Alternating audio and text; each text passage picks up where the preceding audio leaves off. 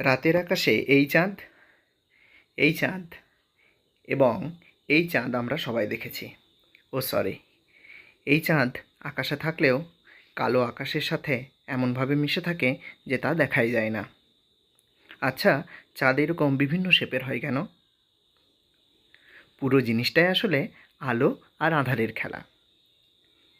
মনে রেখো, চাঁদের নিজের কোনো আলো নেই। চাঁদ সূর্য থেকে যতটুকু আলো পায় ঠিক সেরকমভাবেই সেটা পৃথিবীতে রিফ্লেক্ট করে এবং আমরা তা দেখতে পাই। যেহেতু চাঁদ পৃথিবীর চারপাশে ঘোরে, তাই চাঁদের আলোকিত অংশটা পৃথিবীতে বিভিন্ন সময় বিভিন্ন রকম দেখায়। দেখো, এখানে সূর্য যেরকমভাবে চাঁদকে আলো দিচ্ছে, পৃথিবী থেকে আমরা চাঁদকে সেরকমভাবেই দেখতে পাচ্ছি। এই যে সূর্য চাঁদকে আলো দিয়েছে, কিন্তু পৃথিবী থেকে আমরা সেটা দেখতে পাচ্ছি না, এটাকে অমাবস্যা বলে। আস্তে আস্তে চাঁদ যত এগোতে থাকে, চাঁদের শেপ চেঞ্জ হয় এবং শেষে পূর্ণিমা হয়। ঠিক সেরকমভাবে পূর্ণিমার পরের থেকেও চাঁদ আস্তে আস্তে এগোতে থাকে এবং তার শেপগুলো চেঞ্জ হয়। ধীরে ধীরে চাঁদ কমতে কমতে অমাবস্যা আসে।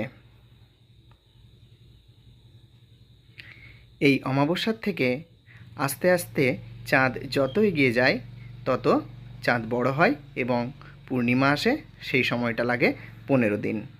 আবার পূর্ণিমার থেকে ধীরে ধীরে চাঁদ যত এগোতে থাকে সেটা কমতে থাকে এবং শেষে অমাবস্যা হয়। এটারও সময় লাগে 15 দিন।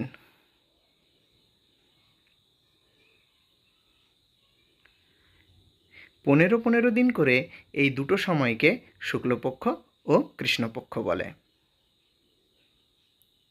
অমাবস্যার থেকে পূর্ণিমার দিকে যত এগিয়ে যায় সেই সময়টাকে বলা হয় শুক্লপক্ষ বা ওয়্যাক্সিং।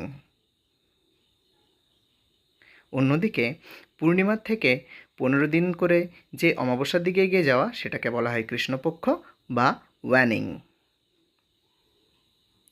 অমাবস্যার পরের রাতকে বলে শুক্লপক্ষের প্রথমা। এরপর আসে দ্বিতীয়া, তৃতীয়া, চতুর্থী, পঞ্চমী, এভাবে আস্তে আস্তে চতুর্দশী এবং শেষে পূর্ণিমা হয়। একইভাবে পূর্ণিমার পরের রাতকে বলা হয় কৃষ্ণপক্ষের প্রথমা। এরপর দ্বিতীয়া, তৃতীয়া, চতুর্থী, পঞ্চমী, ষষ্ঠী, সপ্তমী হতে হতে চতুর্দশী ও শেষে অমাবস্যা হয়। এখন দুটি প্রশ্নের উত্তর দাও দেখি।